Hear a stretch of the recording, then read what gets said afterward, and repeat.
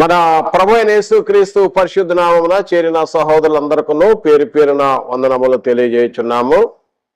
ప్రియమైన సహోదరులారా, ఈరోజు యూట్యూబ్ ద్వారా ఒక సందేశము అందజేయుచున్నాం. ప్రార్థన చేసుకొని వాక్య భాగంలోకి వెళదాం.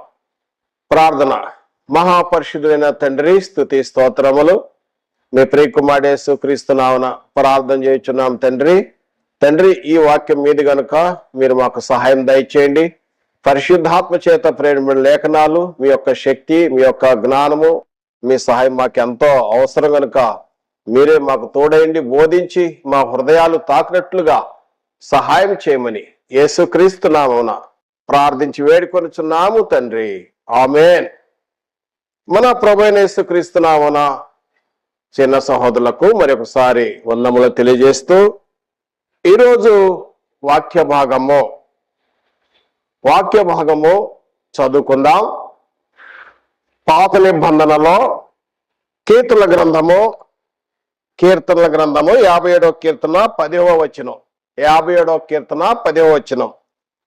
ప్రభువా, జనములో నీకు కృతజ్ఞతాస్తుతులు నేను చెల్లించెదను, ప్రజల్లో నిన్ను కీర్తించెదను. కీర్తనకాడు దావీదు గారు అంటాడు, థ్యాంక్ యూ చెల్లించుటలో ఆయన జనములలో ప్రజల్లో కృతజ్ఞతాస్తుతులు చెల్లించేదను, కీర్తించేదను అని అంటున్నాడు. మరియు కొత్త నిబంధనలో మనం చూసినట్టయితే అపోస్తలుడైన పౌలు గారు కొలసీలు రాసిన పత్రిక 3వ అధ్యాయము 17వ వచనము కూడా చూద్దాం. మరి మాట చేతే గాని క్రియ చేతే గాని మీరేమి చేసినను ప్రభువైన యేసు ద్వారా తండ్రి అయిన దేవునికి కృతజ్ఞతాస్తుతులు చెల్లించుచు సమస్తమును ఆయన పేరట చేయుడి. మనం చూసినట్లయితే పాత నిబంధనలో గాని క్రొత్త నిబంధనలో గాని కృతజ్ఞతాస్తుతులు చెల్లించుట అనేది చాలా ప్రాముఖ్యము. పాత నిబంధనలో దేవునికి ఇష్టడైన దేవుని యొక్క ఉద్దేశానుసారం నడుచుకున్న దావీదు, దేవునికి ఇష్టడైన దావీదు కూడా ప్రతి విషయములో దేవునికి కృతజ్ఞతాస్తుతులు చెల్లించేవాడు. కొత్త నిబంధనలో కూడా మనము చూసినట్లయితే అనేక లేఖన భాగాల్లో కృతజ్ఞతాస్తుతులు చెల్లించాలి అని వ్రాయబడి ఉన్నది. మన జీవితంలో దేవుడు అనేక మేళ్ళు చేసి ఉన్నాడు. నేను మీకు పెన్ను పేపర్ ఇచ్చి మీ జీవితాల్లో చేసిన మేళ్ళు గురించి వ్రాయండి అని చెబితే మీరు అనేకమైన మేళ్ళు రాస్తారు. ఏ మేలును పొందారో నాకు తెలుసు. అనేకమైన మేళ్ళు, ఎన్నో మేళ్ళు. ఒకరు అనొచ్చు, నాకు మంచి భార్యను దేవుడు అనుగ్రహించాడని, మంచి భర్తను అనుగ్రహించాడని, లేకపోతే నా పిల్లలకు మంచి ఉద్యోగాలు వచ్చినాయని, లేకపోతే మేము మంచి ఉన్నత స్థితిలో ఉన్నామని అనేక మేళ్ళు చెప్పవచ్చు. కానీ అన్నిటికంటే గొప్ప మేలు ఏంటో తెలుసా? మనము రక్షణ పొందుటయే గొప్ప మేలు.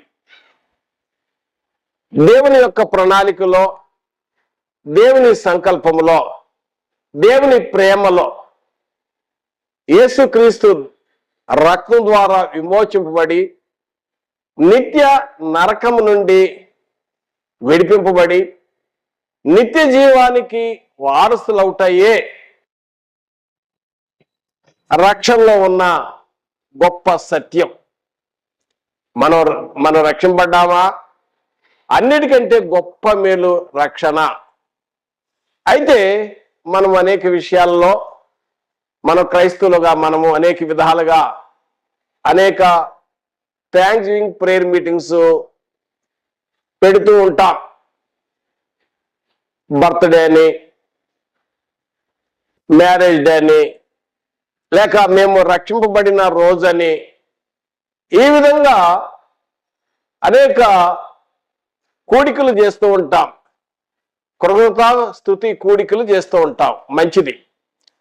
అయితే లేఖన భాగం ఏం చెప్తుందంటే ఈ యొక్క థ్యాంక్ యూ ప్రేయర్ మీటింగ్ చేసే విధానం గురించి కీర్తనకారుడు దావీదు గారు అంటాడు. ఏ విధంగా ఆయన చేస్తున్నాడంటే చూడండి, ప్రభువా జనములలో నీకు కృతజ్ఞతాస్తుతులు నేను చెల్లించేదను, ప్రజలలో నిన్ను కీర్తించేదను. ప్రజలు, జనములు అనేక మందిని పిలుచుకొని అనేక మంది ప్రజల ఎదుట దేవుడు నాకు ఈ మేలు చేశాడు అని చెప్పుకుంటాడు దావీదు. కనుక మనకు క్రొత్త నిబంధనలు కూడా కొలసీ పత్రికలో 2వ అధ్యాయం, కొలసీలు రాసిన పత్రిక 2వ అధ్యాయం 6-7 వచనాల్లో, కావున మీరు క్రీస్తును అంగీకరించిన విధముగా, మనం క్రీస్తును అంగీకరించి ఉన్నాం. ఇన్ క్రైస్ట్, ఇంటూ క్రైస్ట్, క్రీస్తునందు మనం చేరి ఉన్నాం. క్రీస్తునందు మనకు అనేక దీవెనలు ఉన్నాయి. కాబట్టి మనం క్రీస్తును అంగీకరించాం కాబట్టి విశ్వాసంలో స్థిరపరచబడచ్చు. మనం నేర్చుకున్న ప్రకారంగా మనము కృతజ్ఞతాస్తుతులు చెల్లించాలి, ఆయన నుండి నడుచుకోవాలి అని కొలసీ పత్రిక 2వ అధ్యాయము 6-7 వచనాల్లో మనం చూస్తాం. మరియు మనం ఇంతకుముందు చదివి ఉన్నాం కొలసీ పత్రిక 3వ అధ్యాయము 17వ వచనంలో, మరియు మాట చేతే గాని క్రియ చేతే గాని మీరేమి చేసినాను తండ్రి అయిన దేవునికి యేసుక్రీస్తు నామములో కృతజ్ఞతాస్తుతులు చెల్లించుచు సమస్తం ఆయన పేరట చేయుడి. ఈ విధంగా మనము కృతజ్ఞతాస్తుతులు చెల్లించవలసిన వారమై ఉన్నాం. కావున నా ప్రియ సహోదరులారా, ఈ థ్యాంక్ యూ ప్రేయర్ మీటింగు లో మనం థ్యాంక్ యూ తెలియపరచున్నప్పుడు మనం గమనించాల్సింది ఏంటంటే ఇది దేవునికి చాలా ఇష్టం. థ్యాంక్ యూ చెల్లించుట. మనము కృతజ్ఞతాస్తుతి కూడిక చేస్తున్నామా? మన కుటుంబంలో దేవుడు చేసిన మేళ్లను ఏదైనా గుర్తు చేసుకొని మర్చిపోకుండా ఒక కూడి చేశామా? అది దేవునికి ఎంతో ఇష్టం, చాలా ఇష్టం. ఎంత ఇష్టం అంటే కీర్తనకారుడు దావీదు గారే చెప్తాడు. 69వ కీర్తనలో ఆయన అంటాడు, 30-31 వచనము, కీర్తన 69-30-31 వచనములో, కీర్తనతో నేను దేవుని నామమును స్తుతించెదను, కృతజ్ఞతాస్తుతులతో నేను ఆయనను ఘనపరిచెదను. ఎద్దు కంటేను కొమ్ములు డెక్కలు గల కోడెల కంటేను అది యెహోవాకు ప్రీతికరమో, యెహోవాకు చాలా ఇష్టమో. పాత నిబంధనలో ఇజ్రాయెల్ ప్రజలు కోడెలు, ఎద్దులు, పొట్టేళ్లను వాళ్ళను బలి అర్పణ చేసేవాళ్ళు. వాటిని అర్పించుట కంటే కూడా అవి అవసరం లేదు. దేవునికి ఏమి కావాలంటే, దేవునికి కోరేది ఏంటంటే మనము కృతజ్ఞతాస్తుతులు చెల్లించుటయే దేవునికి ఇష్టం. వాస్తవానికి ఈ సృష్టి యావత్తు దేవుడే కదా జరిగించింది. సమస్తమును సృష్టించిన దేవునికి ఏమి కొదువా? మన పలుకుబడి అవసరం లేదు, మన గొప్పతనం అవసరం లేదు, మన చదువు అవసరం లేదు. సమస్తం ఆయనే కదా. కేవలము మనము కృతజ్ఞతాస్తుతులు చెల్లించుట వలన దేవునికి అది ఎంతో ప్రీతికరమో అని కీర్తనకారుడు దావీదు గారు తెలియజేస్తున్నాడు.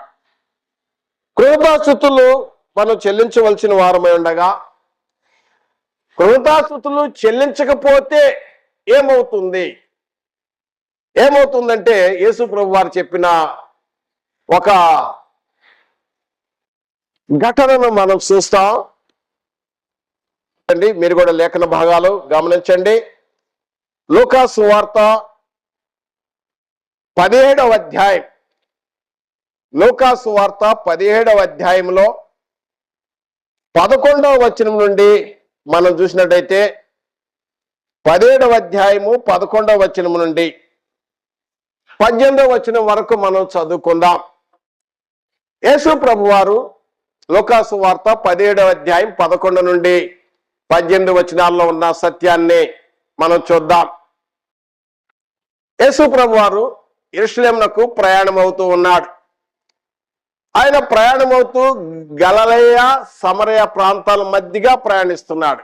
అంటే ఉత్తర దేశం నుండి దక్షిణ దేశం వైపు, ఆ పాలిస్తాన దేశం, ఆ ఇజ్రాయెల్ దేశం ఎగువ భాగం నుండి దిగువ భాగం అంటే దక్షిణ భాగం వైపు యూదా ప్రాంతం, యెరూషలేము ప్రాంతం వైపు యేసు ప్రభువారు ప్రయాణం అవుతూ ఉన్నాడు. ఆ సమయంలో 10 మంది కుష్ఠరోగులు ఎదురయ్యారు. ఆ రోజుల్లో కుష్ఠరోగులు గ్రామానికి అనగా ఊరు బయట ఉండేవారు. కనుక యేసు ప్రభు వారు ప్రయాణిస్తూ వస్తున్న సంగతి వారికి తెలుసుకున్నారు. ఆ గ్రామంలోకి వెళుతూ ఉండగానే ఎదురుగా వచ్చారు 10 మంది కుష్ఠరోగులు. 10 మంది వచ్చి యేసు ప్రభువా మమ్మల్ని కరుణించుమని కేకలు వేశారు. 10 మంది 10 కేకలు. అదే 10 సార్లు కేకలు వేస్తే 10 × 10 100 సార్లు కేకలతో యేసు ప్రభువా యేసు ప్రభువా యేసు ప్రభువా మమ్మల్ని కరుణించుమని కేకలు వేశారు. యేసు ప్రభు వారిని చూచి పోయి యాజకుని పోయి యాజకుని గణపరచుకో అని సెలవిచ్చాడు. వెంటనే హీలైపోయారు. వెంటనే ఈ విధంగా చెప్పలేదు. 7 వారాలని చెప్పలేదు, 10 వారాలని చెప్పలేదు, 70 వారాలు రండి అని చెప్పలేదు. యేసు ప్రభు వారు ఆజ్ఞ ఇచ్చాడు. వెంటనే స్వస్థత కలిగింది. వెంటనే చూసినట్టయితే అందులో ఒకరికి 15వ వచనం ఒకరికి స్వస్థత కలుగుట చూచి పెద్దగా దేవునికి స్తోత్రము చెల్లిస్తూ కృతజ్ఞతలు చెల్లిస్తూ యేసు ప్రభు దగ్గరికి వచ్చాడు. వచ్చి ఆయన ఎదుట సాష్టాంగపడి అంటున్నాడు. దయచేసి గమనించండి. 15-16 వచనాలు నేను చదువుతున్నాను. వారిలో ఒకడు తనకు స్వస్థత కలుగుట చూచి గొప్ప శబ్దముతో దేవుని మహింపరచుచు తిరిగి వచ్చి ఆయనకు కృతజ్ఞతాస్తుతులు చెల్లించుచు ఆయన పాదం మీదుట సాగిల పడెను. వాడు సమరయుడు. ఇక్కడ వచ్చింది 10 మంది బాగయ్యారు. తిరిగి వచ్చింది ఒక్కడే. వచ్చింది సమరయుడు. తర్వాత 17వ వచనంలో ప్రభువారు అంటాడు, అందుకు యేసు 10 మంది శుద్ధులైరి కారా, ఆ 9 ఎక్కడ? ఈ అన్యుడు తప్ప దేవుని మహింపరచుటకు తిరిగి వచ్చిన వాడు ఎవడను అగపడలేదే కనపడలేదే. Where they are? I healed 10%. 10 మందిని నేను బాగు చేసే కదా, ఒక్కరే తిరిగి వచ్చారు. ఆ 9 ఎక్కడ? వచ్చిన వాడు ఎవరు? అన్యుడు సమరీయుడే అన్నాడు. మిగిలిన వారు ఎవరై ఉంటారు? వాళ్ళు యూదులై ఉంటారు. వాస్తవానికి యూదులు అన్ని జనులకు సాంగత్యమే లేదు. కానీ ఆ జబ్బు ఒకటిగా చేసింది. 10 మంది కలిశారు. 10 మంది ఊరు బయట ఉన్నారు. యేసు ప్రభును బ్రతిలాడుకున్నారు. 10 మందికి స్వస్థత కలిగింది. వారైతే ఆ ఎన్నికైన యూదులే ఆ 9 ఎటో వెళ్ళిపోయారు. ఎందుకు రాలేకపోయారు? ఈ రోజుల్లో కూడా అదే జరుగుతూ ఉన్నది. ఈ రోజుల్లో కూడాను అక్కడ బహుశా ఆ 9లో ఒకడు అనుకోవచ్చు, నేను చాలా రోజుల నుండి నా కుటుంబానికి నేను దూరంగా ఉన్నాను, తొందరగా ఇంటికి వెళ్ళి నేను బాగుపడ్డాను. ఎందుకంటే ఆ కుష్ఠరోగం చాలా భయంకరమైన కుష్ఠరోగము. ముక్కు చిన్నగా ఉంటుంది, చెవుల ద్వారా చూడొచ్చు, పెదాల ద్వారా చూడొచ్చు, కళ్ళ ద్వారా చూడొచ్చు. శరీరంలో అనేక మార్పులు ఉంటాయి. సమాజానికి బయట ఉంచుతారు. ఎన్నో ఏళ్ల నుండి గ్రామానికి బయట ఉన్నాడు. ఇప్పుడు అంతా హీల్ అయిపోయింది. పసిపిల్లలాగా శరీరం అంతా బాగుపడిపోయింది. ఇప్పుడు పోయి నేను భార్య పిల్లలకు చూపించుకోవాలని ఇంటికి వెళ్ళి ఉండొచ్చు. ఇంకొకడు రబ్బీలు చేసేది ఇదేం పెద్ద ప్రవక్తలు చేసేది ఇది మామూలులే అనుకోవచ్చు. ఇంకొకళ్ళు అశ్రద్ధ చేయవచ్చు. ఏమో తగ్గిపోయింది మరలా వచ్చిందేమో అని అలాగే సందేహం ఉండొచ్చు. ఏదో డిఫరెంట్ వగర కారణాలు కావచ్చు. కానీ అందులో ఒక వ్యక్తి వచ్చాడు. వచ్చిన వ్యక్తి ఎవరంటే ఎన్నిక లేని వ్యక్తి, సమరయుడు, అన్యుడు. ఈ రోజుల్లో కూడా క్రైస్తవుల్లో అదే ఉన్నది. ఎన్నికైన వారు, క్రైస్తవుల వారు, వెలుగు సంబంధులే కృతజ్ఞతలు చెల్లించటంలో అశ్రద్ధ చేస్తున్నారు. అయితే అక్కడ యేసు ప్రభు వారు 17వ వచనంలో ఒక మాట అంటున్నాడు, దయచేసి గమనించండి. 17వ వచనంలో అంటాడు, అందుకు యేసు 10 మంది శుద్ధులైన కారా, ఆ 90 ఎక్కడ? ఈ అన్నిటి తప్ప దేవుని మహింపరచుటకు తిరిగి వచ్చిన వాడు ఎవరు అగపడలేదే. అన్నిడు వచ్చాడు, ఎన్నికైన వారు రాలేకపోయారు. సమరుడైన అన్నిడైన వచ్చాడే గాని వారు రాలేదు. అక్కడ అంటాడు ప్రభువారు, దేవుని మహింపరచుటకు మనము కృతజ్ఞతాస్తుతులు చెల్లించుట ద్వారా దేవుడు మహిమపరచబడుతున్నాడు అని యేసు ప్రభువారు ఇక్కడ తెలియజేస్తున్నాడు. మరి ఇక్కడ మనం ఒక పర్సంటేజ్ చూద్దాం. 10 మందిలో ఒకళ్ళు కృతజ్ఞతాస్తుతులు చెల్లిస్తూ వచ్చాడు, 9 రాలేదు. మరి 100కి పర్సంటేజ్ ఎంత? 10%. ఈ రోజుల్లో కూడా ఎన్నికైన వారు, క్రైస్తవులు అనబడిన వారు కేవలం 10%, కొద్ది మందే దేవుడు చేసిన మేళలో కృతజ్ఞతలు చెల్లించుట్లో ఉండటం మనం చూస్తున్నాం. కానీ ఇక్కడ ప్రభు అడుగుతాడు, దేవుడు నీకు అనేకమైన మేళ్లు చేశాడు, అనేకమైన నీ కుటుంబ ఎడల, నీ ఎడల ఎన్నో మేళ్లు చేసినప్పుడు నువ్వు మరి కృతజ్ఞతలు చెల్లించకపోతే ప్రభు అడుగుతాడు, ఎక్కడా అగపడలేదే, వేర్ యు ఆర్ అంటాడు. కనుక నా ప్రియ సహోదరులారా, ఈ విషయాన్ని మనం గమనించాలి. కృతజ్ఞతలు చెల్లించుట ఇది దేవుని మహింపరిచిన వారు అవుతాము. మహింపరచకపోతే ఒక విధంగా చెప్పాలంటే ఇది పాపమే.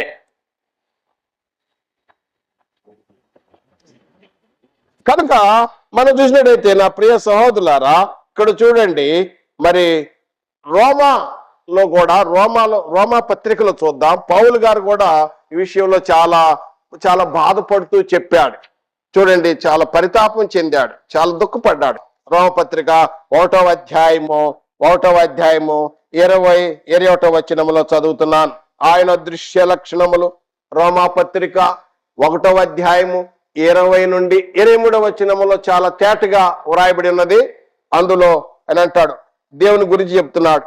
ఆయన దృశ్య లక్షణములు, ఆయన నిత్య శక్తియు దేవత్వమును, జగత్ ఉత్పత్తి మొదలుకొని సృష్టింపబడిన వస్తువులను ఆలోచించుట వలన తేటబడుచున్నది. గనుక వారు నిరతులై ఉన్నారు, మరియు వారు దేవుని ఎరిగియు దేవునిగా మహింపరచలేదు, కృతజ్ఞతాస్తుతులు చెల్లించలేదు. పౌలు గారు ఆ రోమాలో ఉన్న ఆ యొక్క ప్రజలను చూసి ప్రభుని అంగీకరించిన వారేవారు, కొందరు ప్రభుని అంగీకరించిన వారు కూడా ఉన్నారు. రోమా పత్రికలు రాస్తున్నాడు, రోమిలు రాసిన పత్రికలో ఈ సంగతి రాస్తున్నాడు. వారు దేవునిని ఎరిగియు దేవునిగా మహింపరచలేదు. దేవుడు అంటే తెలుసు, దేవుడే సృష్టికర్త అని తెలుసు, దేవుడే సమస్తను సృష్టించాడని తెలుసు. కానీ దేవునిగా మహింపరచలేదు, కృతజ్ఞతాస్తుతులు చెల్లించలేదు. కారణం ఏంటంటే వారి యొక్క జ్ఞానం, ఈ లోక జ్ఞానం చేత వారు దేవుని అంగీకరించలేక వారు ఏం చేస్తున్నారంటే తర్వాత వచనంలో సృష్టికర్తను విడిచిపెట్టి సృష్టిని పూజిస్తున్నారు. కనుక మనము దేవుడు చేసిన మేళ్లకు ఎప్పుడు కూడా కృతజ్ఞతాస్తుతులు చెల్లించే వారము బద్దులై ఉన్నాము. అక్కడ లోకాసు వార్తలు చూసినాం, యేసు ప్రభు వారు అని చెప్పి ఉన్నాడు, అక్కడ దేవుని మహింపరచుటకు రాలేదే, కృతజ్ఞతాస్తుతులు చెల్లించలేదే అని అక్కడ యేసు ప్రభు వారు అన్నాడు. ఇక్కడ పౌలు గారు అంటున్నాడు రోమాపత్రికలో 1వ అధ్యాయం 20వ వచనంలో, వారు దేవుని ఎరిగియు, దేవుడంటే తెలుసు, దేవునిగా కృతజ్ఞతాస్తుతులు చెల్లించలేదు. మరింకో విషయం ఏం చేస్తున్నారు? సృష్టికర్తను విడిచి సృష్టి వైపు చూస్తున్నారు. అందులో జ్ఞానులున్నారు. అందులో ఎందుకు జ్ఞానులు అంగీకరించలేదంటే వారి యొక్క లోక జ్ఞానం వలన, తన యొక్క జ్ఞానం వలన దేవుని గుర్తించలేకపోతున్నారు. ప్రియమైన సహోదరులారా, మనం గమనించాలి.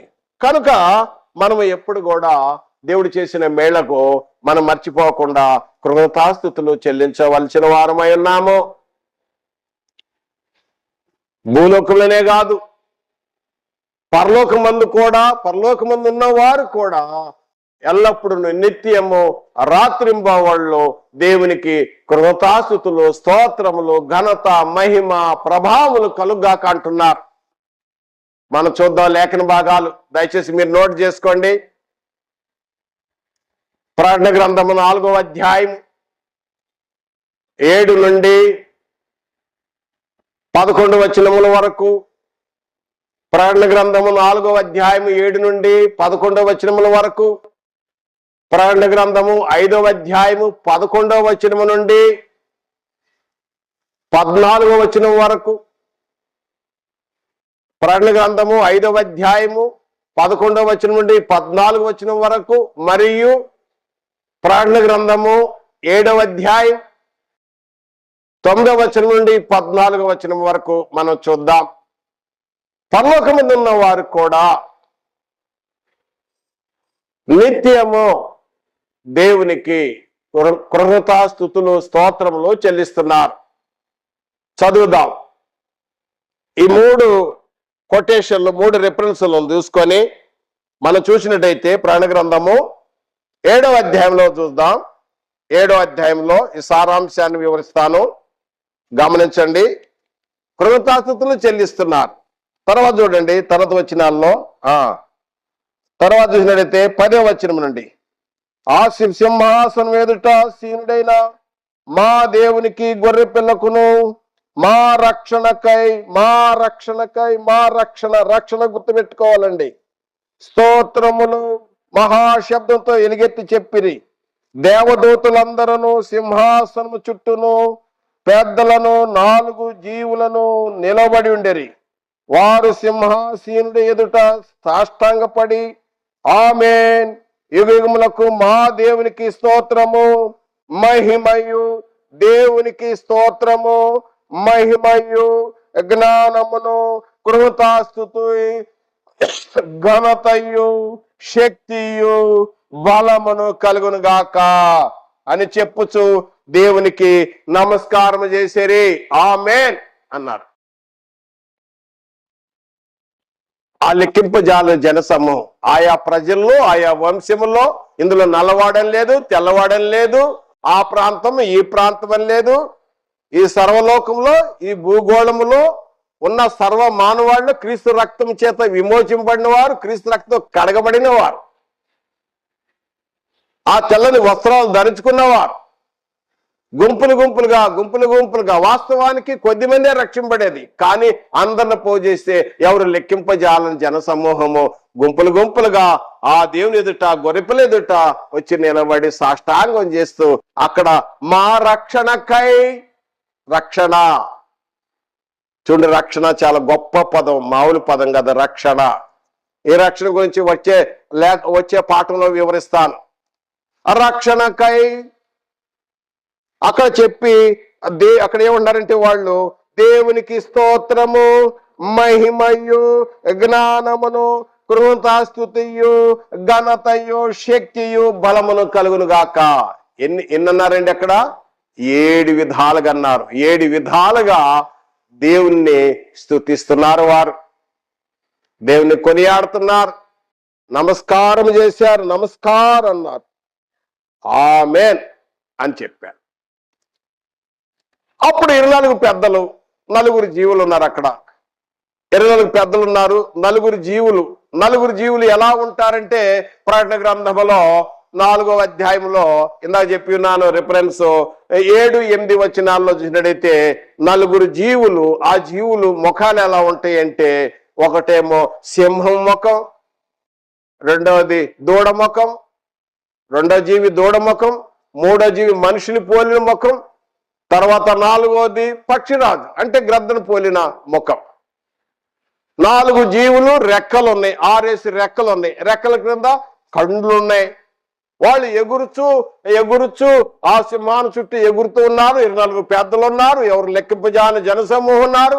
మరలా ప్రకటన గ్రంథము 5వ అధ్యాయము 11, 12 వచనాల్లో, ప్రకటన గ్రంథము 5వ అధ్యాయం 11, 12 వచనాల్లో చూస్తే కోట్లాదిగా దేవదూతలు, కోట్లాది లెక్కకు కోట్లాది దేవదూతలు ఉన్నారు ఆ పరలోకములో. దేవుడున్నాడు, క్రీస్తున్నాడు, పరిశుద్ధాత్మ ఉన్నాడు. కోట్లాది దేవదూతలు ఉన్నారు, 24 పెద్దలు ఉన్నారు, 9 జీవులు ఉన్నారు, తెల్లని వస్త్రాలను ధరించుకున్నవారు, క్రీస్తు రక్తంలో విమోచింపబడిన జనసమూహం ఉన్నారు. వారందరూ కూడా రాత్రింబవళ్ళు పరలోకములో డే అండ్ నైట్ దేవుని స్తుతిస్తున్నారు. యుగయుగములకు మహిమగా స్తుతి స్తోత్రములు కలుగునుగాక అని పరలోకములు అంటుంటే, మరి మన భూలోకంలో కృతజ్ఞతాస్తుతులు చెల్లించకపోతే పాపము, ఆజ్ఞాతిక్రమం పాపము, విశ్వాసములను కానిది పాపము. ఒకళ్ళ జీవితంలో దేవుడు అనేకమైన మేలు చేశాడు. మనం తెలుసు, గత సంవత్సరాల్లో మనం చూసాం, భయంకరమైన సంవత్సరాలు చూసాం. కరోనా సంవత్సరం మీద చాలా ఎదుర్కొన్నాం. భయంకరమైన కరోనా సంవత్సరం నుంచి విడుదలయ్యాం. కొన్ని ఆపదల నుండి విడుదలయ్యాం. ఈ గడ్డు సమస్య నుండి ఎలా బయటపడతామని ఎదురు చూసాం, విడుదలయ్యింది. అనారోగ్యత నుండి స్వస్థత పొందాం. అప్పుల నుండి విడుదల పొందాం. మనకు ఉద్యోగం రాకముందు ఎంతో ప్రార్థన చేసాం. సంఘం వచ్చి, అయ్యగారు ప్రార్థన చేయండి, నాకు ఉద్యోగం కొరకు, నేను ఉద్యోగం వస్తే నేను సంఘానికి ఈ విధంగా చేస్తా, ఆ విధంగా అని చెప్పాడు. రోగం ఉన్నప్పుడు వచ్చి ప్రార్థన చేసుకున్నారు. సమస్యలో ఉన్నప్పుడు అనేక సమస్యలు, కుటుంబ సమస్యలు, అన్ని సమస్యలు తీరిపోయినాయి, రోగాలు నయమైపోయినాయి, కష్టాలన్నీ తీరిపోయినాయి. కానీ మర్చిపోయాడు. కృతజ్ఞతాస్తుతులు చెల్లించట్లో మానవుడు మర్చిపోతున్నాడు. దేవుడని ఎరిగి ఉండి కూడా దేవునికి మహింపరచలేకపోతున్నారు. కృతజ్ఞతాస్తుతులు చెల్లించాలని తెలిసి కూడా కృతజ్ఞతాస్తుతులు చెల్లించట్లేదు. చెల్లించకపోతే దేవుడు అడుగుతున్నాడు, ప్రభు అడుగుతున్నాడు. ఒకటి మనం కృతజ్ఞతలు చెల్లించటంలో దేవుడు మహింపరుస్తున్నాడు అనే సత్యం మనం చూసినాము. కృతజ్ఞతలు చెల్లించటంలో దేవుడు మహింపరుస్తున్నాడు. ఒకవేళ మనం కృతజ్ఞతలు చెల్లించకపోతే ప్రభు అడుగుతున్నాడు, అగపడలేదే, ఏమి వెళ్ళిపోయినావు? ప్రభు అడుగుతాడు. కృతజ్ఞతలు చెల్లించకపోవటం ఒక క్రైస్తవుడిగా అది నేరం, పాపం. బైబిల్ బోధిస్తుంది, అక్కడ ప్రశ్నిస్తున్నారు. అక్కడ పౌలు గారు అంటున్నాడు, యేసు ప్రభు వారు అంటున్నాడు. కనుక నా ప్రియ సహోదరుడా, ఇప్పటి వరకు నీ జీవితంలో ఎన్నో మేళ్లు పొందావా? మేళ్లు పొందితే కృతజ్ఞతలు చెల్లించు. ఇది దేవునికి ఎంతో ఇష్టం. కృతజ్ఞతలు చెల్లించే విధం కూడా తెలియపరిచాం. అనేక మంది సంఘంలో అనేక మందిని పిలుచుకొని, దేవుడు నాకు ఈ విధంగా మేలు చేశాడు, అన్నిటికంటే నేను రక్షింపబడ్డాను. నేను రక్షణ పొందడం అంటే ఏంటి? నిత్య నరకానికి పోవాల్సింది విమోచింపబడి ఆ నిత్య నరకం నుండి నిత్య జీవానికి దేవుడు దేవదూతలు, అక్కడ పరిశుద్ధాత్ముడు క్రీస్తు, అక్కడ ఆ యొక్క పరలోకంలో ఆ నిత్యత్వంలో ఉండటానికి దేవుడు నీకు గొప్ప మేలు చేశాడే.